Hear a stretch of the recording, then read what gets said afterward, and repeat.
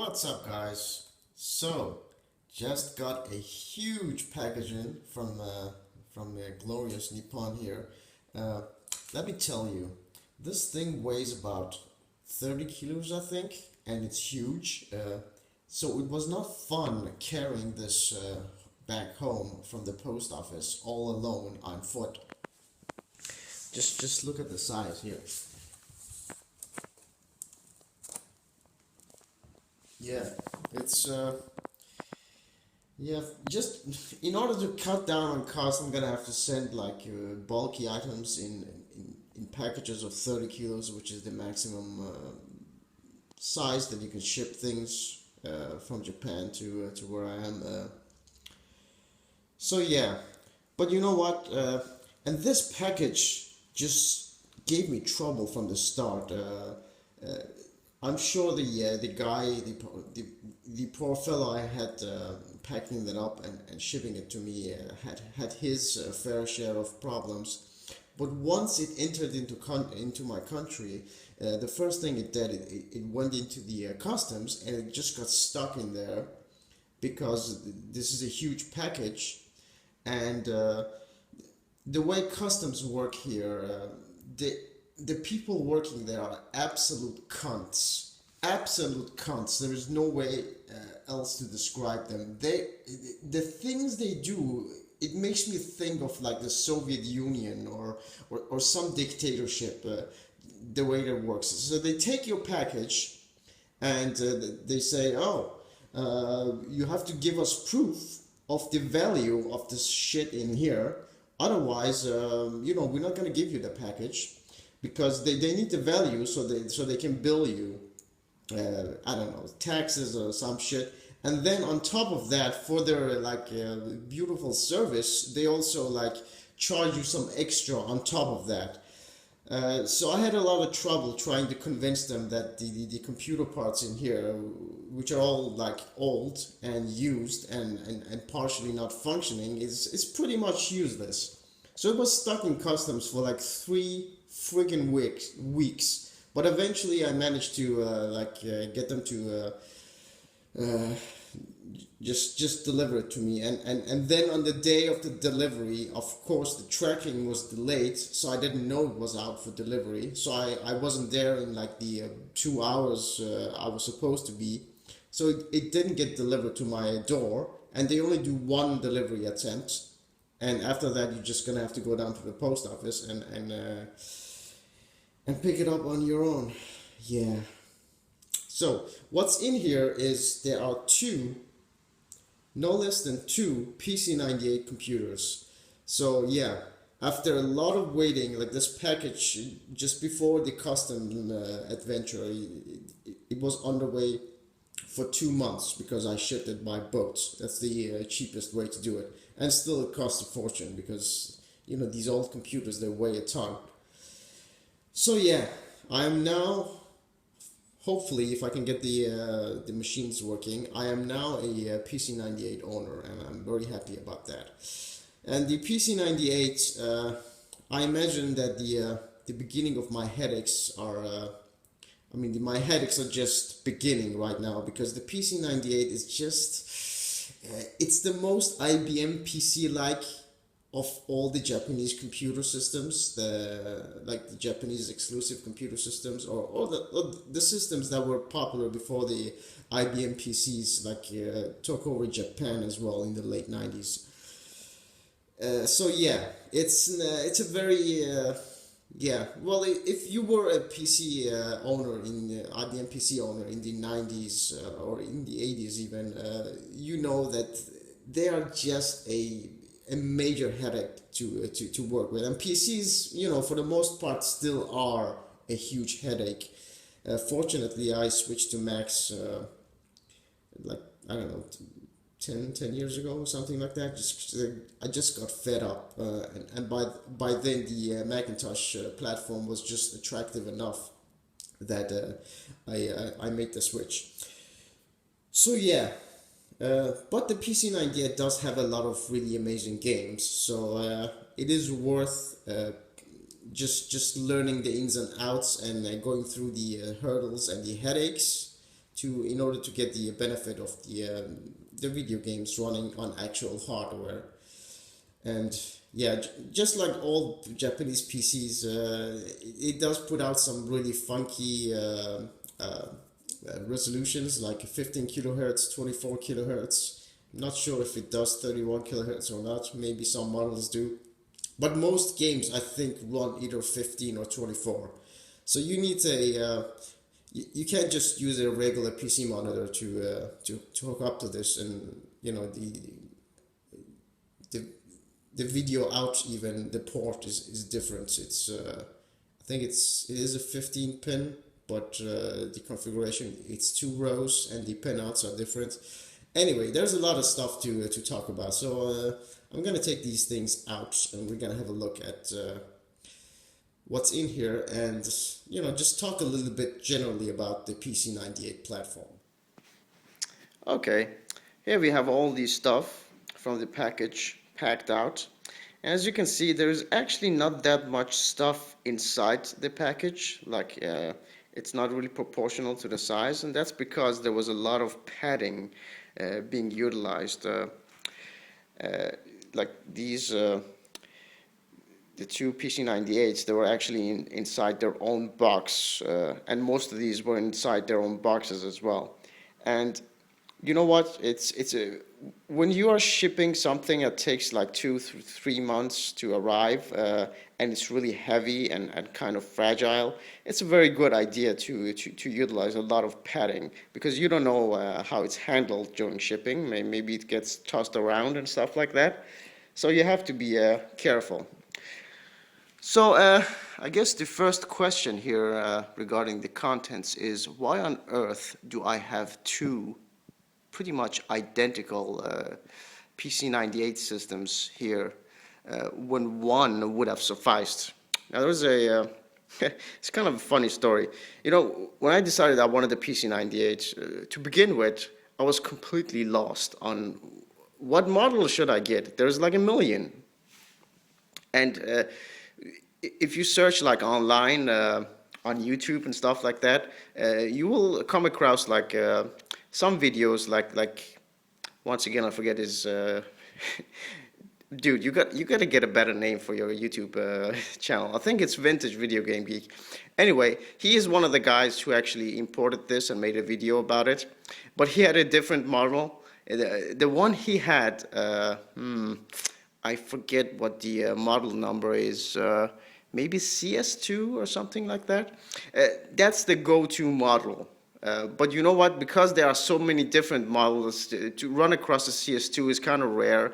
And of course, if any foreigners are in the market for one, if one of those shows up, you know, they're going to be your competition. So I was trying to be a little bit smart, and I thought, hey, why don't I just do my own research and figure out what models are viable? Because there is a number of things you have to take into consideration when you're buying a PC-98. I will do a future video about like the considerations you have to make. Anyway, I did my research using some Japanese language websites that listed the specifications. And I came to the conclusion that this model here, this was the one to get. And one of the ones that was viable. So I looked through all the auctions every day, and I looked up the model numbers on that thing and look at the specifications. And what I was looking for was two things. First of all, one, who had the specifications I needed, and two, it had to come with a keyboard, as you can see there, because it's super important. Some Japanese computer systems are just completely worthless if you don't get the keyboard with them. One of them is the PC-98, and the other one is the X68000 over there. You absolutely need the keyboard for those, especially for the PC-98, because it's just it's basically an IBM PC with a bit of different hardware. So in order to run games, even if you manage to launch a game without a keyboard, sometimes the games require you to press a key on the keyboard in order to play the game. Even though it supports joypads, It's kind of a stupid, very user-unfriendly thing to do, but you know, computer games do that a lot. So anyway, and the reason why you want a keyboard with it and not buy it separately is because I've noticed for like old computer systems, any electronics really, especially vintage electronics, when you buy something, like the hardware itself might not cost a lot, but the accessories will often dwarf the price of the hardware itself.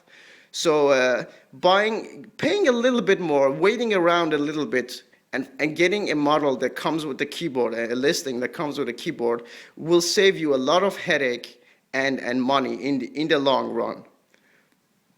So yeah. So eventually one showed up, I bid on it and I won it, and then I think 2 days later or the day after, another one showed up, and that one was a lot more attractive. Mainly because it came with a ton of extras. Like, not only did it come with a keyboard, it also came with a mouse. It came with a spare main board, why, I don't know, and a spare CD-ROM drive. And in addition to that, it came with like software for the machine. It has, I think, the system disk, and there's a Windows 95, of all things, upgrade CD there for the PC-98. It came with RAM upgrade modules, yeah, a RAM board, and the thing that attracted me the most was this thing here. This thing is a CPU upgrade board for the specific model here. This has an overdrive processor on it. I think it's a Pentium because the machines themselves have a 486SX, I think a 33 megahertz CPU, which is fine. You know, it's pretty good for games, but hell, if you can get a Pentium, why not? I mean, that way I have both a fast machine and a slow machine in one. I can just swap this thing out. So I wanted this really mainly, and I thought of like, why don't I just ask the seller to, or I had to ask my proxy to ask the seller whether he would sell this like separately, because he was selling all this for almost nothing. And well, my seller said, you know, Japanese sellers, they're not really happy about doing stuff like that. He might, you know, report you or something like that. So I said, screw it. I'll just buy it all. I contacted a guy who lived like in a city nearby, and I knew he was interested in PC-98. So I asked him, hey, would you be interested in a PC-98 if I import one from Japan? And all you know, it was going to be very cheap, like much cheaper than if he was going to buy it from eBay.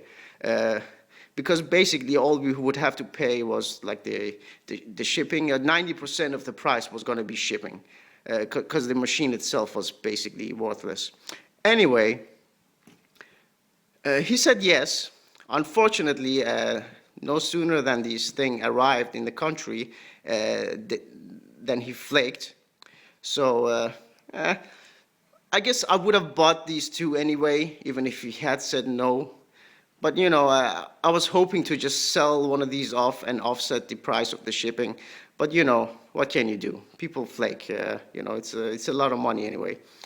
So yeah. So that's how I ended up with two PC-98s. If I had if I had skipped on the first one and just bid on the second one, I would have just ended up with one, and the shipping would have been less. Anyway, I guess I'm gonna sell one of these, and I think I'm gonna take the one that has the least amount of yellowing. Yeah, I'm gonna keep the best one for myself and sell the other one on eBay or something like that. Anyway, I'm very happy about having this CPU board. I think it's gonna come real handy, because these things, even though the motherboards are built to handle overdrive CPUs, they're not the kind where you can just, like some overdrive motherboards, like for the IBM PCs, they came with a separate socket, And what you would do, you would buy an overdrive processor in the future if you want to upgrade your machine, and you would just plop it in there, and then the machine would just use that instead of the stock CPU. Unfortunately, these are not built like that. So if we pop the hood here and have a look inside, let's see. Yeah, there we go. So the CPU itself is in here. It kind of slides out. You take out these two screws and it just slides out. And it uses the same socket as this. So if you want to upgrade the CPU, it's really easy. You just take this out and you pop this in. And I guess these memory modules here, they go somewhere in the back as well. So it's kind of modular. It's easy to upgrade this machine. So that's good. But you know what? Because these come on their own board instead of just being the CPU itself, they're very rare. Because you need this specific upgrade board for this specific model.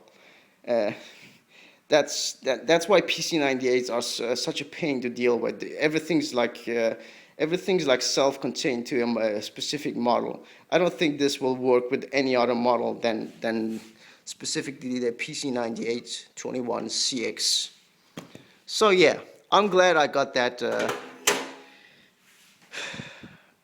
on top of everything else. And I guess in the future I'm kind of covered. I have a spare main board, a spare CD drive. And it even came with a spare hard drive. Great. And of course I can sell the other one. It also comes with a keyboard, and I have two keyboards. So I guess I'll sell that one bundled with a keyboard and hopefully recoup some of the high shipping costs of this whole endeavor. Anyway, in addition to that, I also bought some other things. I bought this thing here, PC-980186. This is a soundboard for the PC-98 21s. Maybe it works in the PC-9801s as well. I don't know. It has the most desirable sound chip, the Yamaha YM2608. So that's the one you want for games. But this model here, it has a soundboard built in. So the reason why I bought this mostly was because it comes with a joystick port. Because these machines don't actually have a joystick port built in. And I absolutely loathe having to play with a keyboard. I simply refuse it. So I had to pay, like, these are actually kind of pricey. I think this if you buy a working board, it will probably cost you more than the machine itself. But what I did was I bid on a faulty one to get it cheaper. As you can see, this thing has a couple of things wrong with it. There's a capacitor here that has been ripped off. There is a resistor or something. I'm not sure what this part is, but I'm going to figure that out. And another capacitor. These have just basically been ripped off. Probably this thing underwent some sort of trauma at some point. And there is like a pin here missing. And this capacitor, when it got ripped off, it actually lifted one of the pads. But this is easy enough to fix. I've done stuff like this before. So I'm hoping once I find the missing parts, and I think this capacitor even is not even needed because I can, if I follow the trace, it's just connected to this connector. And I don't know what this connector does. I'm not going to use it. So this capacitor is kind of, it doesn't really matter. But this capacitor here that is missing and this resistor or whatever it is, maybe a pull-up resistor, who knows? Whatever this is, it's connected to these two pins. So maybe it's important. Who knows? Maybe it's some sort of redundant function that I don't need. Anyway, I'm going to fix this up and then hopefully I can play with a joystick. I don't know what this DC in is all about. Hopefully I'm not going to need to give this thing power. I hope the machine itself can power this thing. Yeah, so that's it. Let me see. Anything else? Oh yeah, and I got one more thing in here, and this is a MIDI board for the X68000. I actually had a MIDI board, And what happened was some guy in a forum suddenly put out like a huge bounty for a MIDI board. I guess he was really desperate to get one. And I knew that I could get one from Yahoo auctions for a lot less than that, maybe 1/4 of the price. And indeed I did. So I sold one off and I bought this instead. Now this isn't as desirable a MIDI board as the one I had, because the one I had is actually an official Sharp MIDI board. This one is kind of it's a third-party one, but apparently it works just as well. So yeah.